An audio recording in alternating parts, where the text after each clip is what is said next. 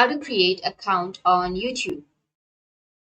So if you want to create an account on YouTube, then what you need to do is first you just need simply open up your browser. After opening your browser, you need to go with YouTube.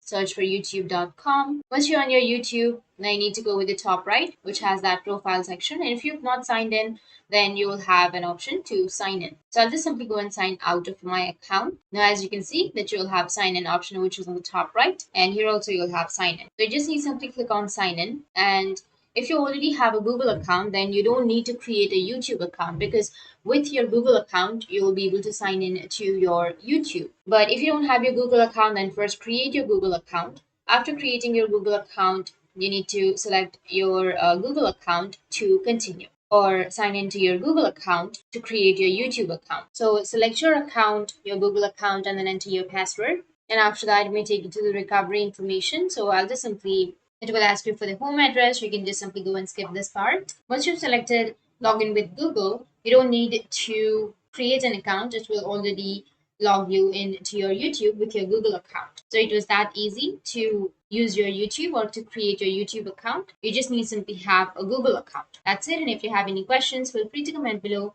Thanks for watching.